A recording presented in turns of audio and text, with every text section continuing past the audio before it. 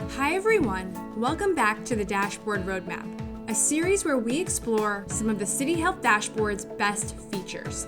I'm Sammy, and today we're going to explore the Dashboard's Take Action section. This feature provides hundreds of evidence-based resources that can be implemented locally to help you move from data to action and drive change in your community. You can access the Take Action page from the main menu. There are 5 buckets of resources, categorized by what you can do and how you can do it. Find Policies and Programs provides example policies. You can filter these by any metric on the dashboard, by audience type, including local government, community member or funder, by resource type, and evidence rating. Find Partners identifies websites and organizations as potential collaborators to help you achieve your goals.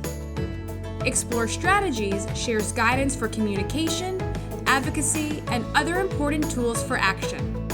This category can also be filtered by metric and audience type.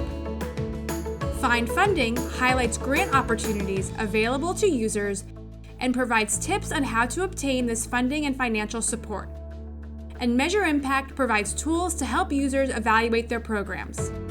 You can also access Take Action from your city's navigation bar, which will automatically filter for any metric and city-specific resources.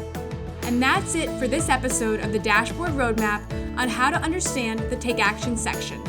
Thanks for tuning in.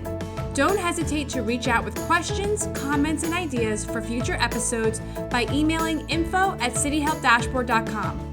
See you on the site.